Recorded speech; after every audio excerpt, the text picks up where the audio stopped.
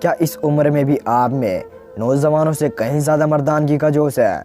यह सुनकर प्रोफेसर महमूद शौकत हैरानी से उसे देखने लगे। हाँ सर, मुझे तो अपने साथी लड़कों से कहीं ज़्यादा सुख आपसे मिलता है, लेकिन तुम यह कैसे कह सकती हो? प्रोफेसर की आवाज़ में बौखलाहट आ गई थी। आजमाया है मैंने एक दो को, नई दसियों को, यानी तुम उनके साथ। बिल्कुल शायद पहले भी मैं आपसे कह चुकी हूँ कि मेरे लिए ज़िंदगी मौत का नज़रअंदाज किया हुआ एक पल है, तो क्यों ना मैं हर पल को ज़्यादा से ज़्यादा भोगूं। यह सुनकर प्रोफेसर चौंक उठते हैं और फ्लैशबैक में वापस आ जाते हैं। वे फटी फटी आंखों से शून्य में घूरने लगते हैं और धीरे धीरे वह शून्य सिनेमा के पर्दे में बदल जाता है। उसमें तो दो धुंधली छाया निकाह कर रही होती हैं। जैसे जैसे दूल्हे के मुंह से कबूल है कि गिनती बढ़ती है, दुल्हन शाहिदा का और दूल्हा प्रोफेसर का रूप धर लेता है। उसी पल प्रोफेसर की बेटी अपने दोनों बच्चों की उंगली थामे शाहिदा के सामने आ खड़ी होती है और उनका यह सुंदर सपना इस तरह गायब हो जाता है जैसे बिजली गुल होने पर टेलीविज़न स्क्रीन से चित्र सुबह होते ही। प्रोफेसर शौकत बिना सोचते समझे शाहिदा के घर जा पहुँचे। डोरबेल की आवाज़ पर शाहिदा की मम्मी ने दरवाज़ा खोला और अपने सामने प्रोफेसर को देख वे हैरत में डूब गई। प्रोफेसर साहब आप? प्रोफेसर महमूद शौकत चुपचाप निढाल कदमों से अंदर गए और खुद को सोफे पर गिराते हुए पूछा, शेख साहब कहाँ हैं? वे तो सो रहे हैं, कहते हुए शाहिदा की मम्मी ने उनकी आंखों में झांका। अरे आपकी आंखें लगता है सारी रात आप जागते रहे हैं। हाँ, मैं रात भर शाहिदा के निकाह को लेकर उलझा रहा।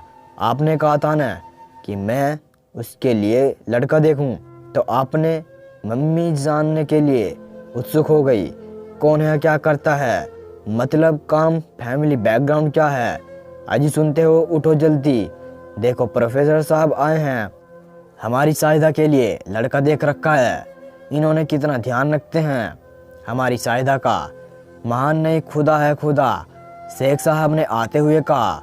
खुदा तो आप हैं, एक हूर जैसी लड़की के पिता जो हैं, मगर आप दोनों मियाँ बीवी को एतराज़ न हो तो मैं शाहिदा को अपने घर, मतलब मेरे बेटे को तो आप लोग जानते ही हैं, और बस इससे बढ़कर खुशी और क्या हो सकती है हमारे लिए।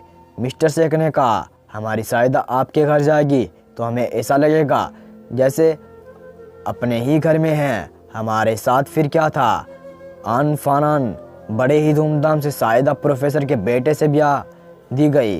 वह प्रोफेसर के घर आकर बहुत खुश थी। बेटा भी शाहिदा जैसी जीवन साथी पाकर फूला में समाता था। दुल्हनिया को लेकर हनीमून मनाने वह महाबलेश्वर चला गया। प्रोफेसर चाहते हुए भी उसे रोक न सके और भीतर ही भीतर ऐंठ कर रह गए। खैर, दिन तो जैसे तैसे कट गया, पर रात कटे न कटती थी। वे जैसे ही आंखें मूंदते उन्हें बेटे और बहू का वजूद आपस में ऐसे लिपटा दिखाई देता मानो दोनों एक दूसरे से समा जाना चाहते हो। ऐसे में उन्हें बेवफा महबूबा और बेटा अपना दुश्मन मालूम होने लगता। रह रह कर उन्हें ऐसा भी महसूस होता कि बेटे की मर्दानगी का जो शाहिदा की जवानी की दीवानगी से हार रहा है। बेटे और बहू को हनीमून पर गए 3 दिन बीत चुके थे। इस बीच प्रोफेसर की हालत पतली हो गई थी। घर में होते हुए तो दिमाग पर शाहिदा का मादक यौवन छाया रहता, या अपने ही बेटे की दुश्मनी में चुपके चुपके सुलगते रहते। उन्हें यह तक ख्याल न आता कि अब उनके और शाहिदा के बीच रिश्ते की दीवार खड़ी कर दी गई है। बेटे के संग गठबंधन ने उसे प्रेमिका से बहू बना दिया है। बहू यानी बेटी। वे अपनी इस चूक पर बस हाथ मलते थे। इन्हीं दिनों उनका एक छात्र किसी काम के चलते उनसे मिलने आया। इधर उधर की बातों के दौरान उसने बताया कि बीकॉम के बाद वह एक मैन पावर कंसल्टेंसी में अकाउंटेंट के तौर पर काम कर रहा है। फिर उसने प्रोफेसर के पूछने पर उस फर्म के काम करने के तरीके के बारे में बताया। उस रात उन्हें काफ़ी सुकून व बहके ख्यालात में ठहराव का एहसास हुआ। ऐसा महसूस होने लगा जैसे उस छात्र की मुलाकात ने उन्हें सांप के कांटे का मंत्र सिखा दिया हो। बेटा और बहू यानी प्रेमिका पूरे 20 दिन बाद हनीमून से लौटे थे। बेटा शाहिदा का साथ पाकर बेहद खुश दिखाई दे रहा था। देखने में तो शाहिदा भी खुश थी, पर उसकी आंखों से खुशियों की चमक गायब थी। प्रोफेसर की नज़र ने सब कुछ पलक झपकते ही ताड़ लिया था और वे चिंता की गहराइयों में डूब गए थे। अगले दिन चाय नाश्ते के बाद प्रोफेसर महमूद शौकत ने अपने बेटे को कमरे में बुलाया और दुनियादारी ज़माने की ऊंच नीच का पाठ पढ़ाते हुए कहा, बेटा, अब तक तुम केवल अपनी ज़िंदगी के जिम्मेदार थे, पर अब एक और ज़िंदगी तुमसे जुड़ चुकी है, यानी तुम 1 से 2 हो चुके हो। आने वाले दिनों में 3 फिर 4 हो जाओगे। ज़रूरतों और खर्चों में बढ़ोतरी लाजमी हो है, जबकि आमदनी वही होगी जो तुम तनख्वाह पाते हो। इसलिए मैंने तुम्हारे सुनहरे भविष्य के लिए तुम्हारी मर्जी जाने बिना मौजूदा नौकरी से बढ़िया और 4 गुना ज़्यादा तनख्वाह वाली नौकरी का जुगाड़ कर दिया है। इस बीच प्रोफेसर महमूद शौकत की नज़र के पीछे खड़ी सायदा पर जमी थी। उसकी आंखों में खुशी की लहरें और होठों पर कामुक मुस्कान रेंग रही थी।